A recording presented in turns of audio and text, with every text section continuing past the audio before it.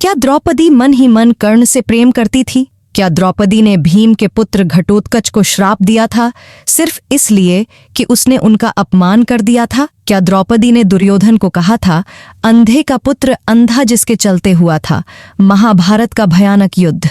आज द्रौपदी के बारे में हर एक सच को अच्छे से जानेंगे और यह सब बातें कैसे फैल गई, इनकी शुरुआत कैसे हुई और मूल महाभारत में क्या लिखा है, वह सब चीजों को जानेंगे। तो आइए जानते हैं द्रौपदी कर्ण प्रेम का सत्य और अंधे के पुत्र अंधा के पीछे की वास्तविक कहानी आखिर हुआ क्या था। सबसे पहले बात करते हैं कि द्रौपदी ने दुर्योधन को अंधे का पुत्र अंधा कहा था या नहीं। तो दुर्योधन जब पांडवों के मायावी भवन में आया था और पानी में गिर गया था उस जगह को भूमि समझकर, तो यह तो सच है कि दुर्योधन पर कुछ लोग हंसे थे, उसका अपमान हुआ था। युधिष्ठिर को छोड़कर सभी भाई हंसे थे, किंतु द्रौपदी वहां पर मौजूद ही नहीं थी, तो वह दुर्योधन का अपमान करेंगी कैसे? और महाभारत के किसी संस्करण में नहीं लिखा है कि उन्होंने ऐसा कुछ कहा था, अंधे का पुत्र अंधा। यह बात ऐसे शुरू हुई कि एक कोई प्रसिद्ध नाटककार है, उन्होंने अपने नाटक में इस शब्द को ले इस घटना को इस तरह से दिखाया था कि द्रौपदी ने कहा, अंधे का पुत्र अंधा, और तब से यह बहुत ही चल पड़ा टीवी सीरियल्स में और कुछ नहीं। तो टीवी सीरियल्स ने अपने फायदे के लिए द्रौपदी के चरित्र को बदनाम कर दिया। अब बात करते हैं उससे भी कुछ बहुत ही हास्यास्पद यानी हंसने वाली बात के बारे में कि क्या द्रौपदी को कर्ण से प्रेम था?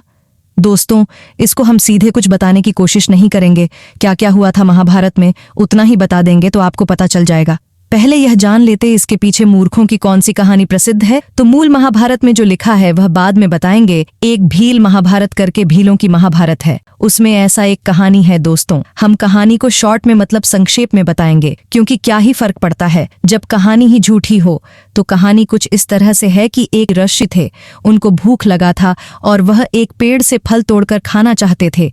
एक ही जम्बू फल बचा था, किंतु वह जब स्नान करने गए और लौटने वाले थे तो उस बीच में पांडवों ने वह फल तोड़ दिया था। तब वहां पर श्री कृष्णा भी मौजूद होते हैं। तब जब पांडवों को यह बात पता चली कि ऋषि को यह फल खाना था तो और अब वह यह फल नहीं खा पाएंगे, तो वह सभी पांडव ऋषि के कोप से डर गए। फिर इसका यह एक ही उपाय था। श्री कृष्ण ने बताया कि यदि सभी पांडव उस वृक्ष के नीचे जाकर फल को हाथ में लेकर अपने जीवन का ऐसा सच बताएं जो कि कोई भी नहीं जानता हो, तब ये फल ऊपर धीरे धीरे चल जाएगा और वापस वृक्ष में जाकर लग जाएगा। सभी पांडवों ने एक एक कर ऐसा किया, कुछ कुछ बताया था सबने।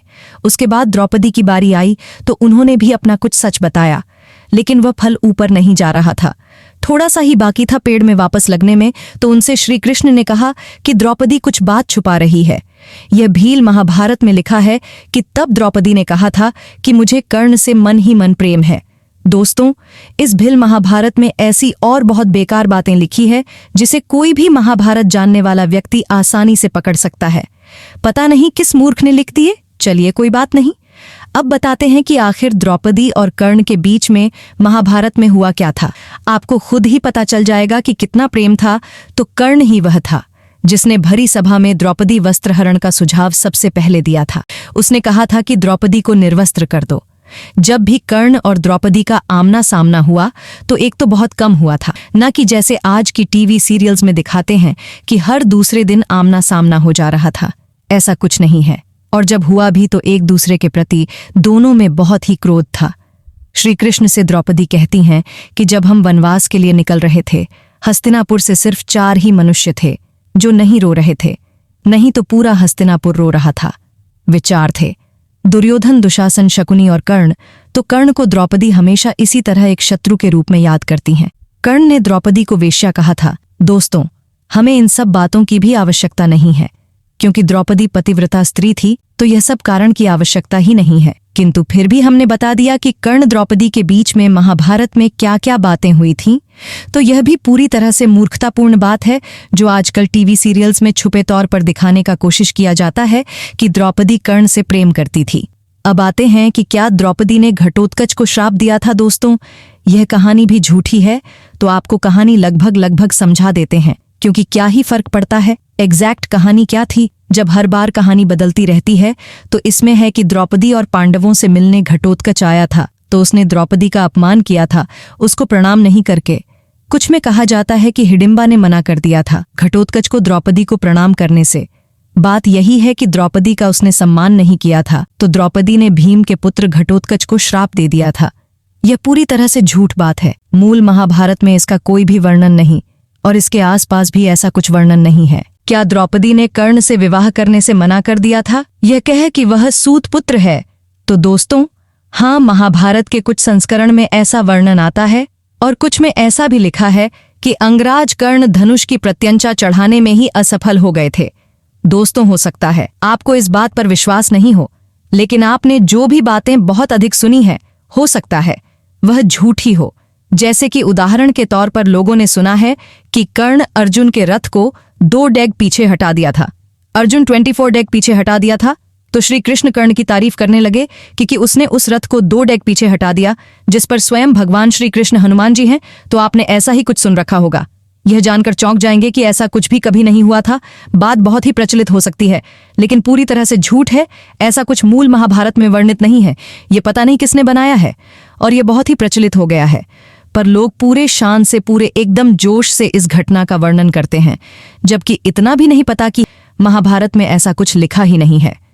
अगला जो आरोप है वह उतना प्रचलित नहीं है, लेकिन ऐसा अक्सर टीवी सीरियल्स में दिखाया जाता है कि द्रौपदी ने पांडवों की किसी भी अन्य पत्नी को हस्तिनापुर आने से मना किया था। तो दोस्तों, ऐसा कुछ नहीं है। द्रौपदी इंद्रप्रस्थ या हस्तिनापुर की मुख्य महारानी थी, लेकिन उन्होंने पांडवों की किसी भी पत्नी को हस्तिनापुर या इंद्रप्रस्थ आने से नहीं रोका था। दोस्तों, यही कुछ बातें थीं जो अक्सर द्रौपदी के बारे में फैलाई जाती हैं और उनके चरित्र को खराब तरह से बताने की कोशिश की जाती है, जबकि ऐसा कुछ भी नहीं है। दोस्तों, द्रौपदी कैसी थी, इसके बारे में कभी हम विस्तार से दूसरी वीडियो में बताएंगे। अभी के लिए इतना ही जानिए कि जिस द्रौपदी को कर्ण ने वेश्या कहा था, उसे पंचकन्या में रखा जाता है। जिन 5 कन्याओं में से एक सीता जी भी हैं और वेद व्यास जी के महाभारत में वेद व्यास जी ने द्रौपदी का वर्णन बहुत ही श्रेष्ठ स्वभाव वाली स्त्री के रूप में किया है। तो दोस्तों, आशा करते कि हमने द्रौपदी के वास्तविक चरित्र को आप सबके सामने लाया होगा। द्रौपदी महाभारत की सबसे खूबसूरत स्त्री थी और उनकी सुंदरता और उनके गुण के कारण उनके अलग अलग कई नाम थे। द्रौपदी के ऐसे सभी नाम के बारे में जानना चाहते हैं तो आप हमारी अगली वीडियो को देख सकते हैं। तब तक के लिए हमें आज्ञा दीजिए। जय श्री कृष्णा मित्रों, हर हर महादेव।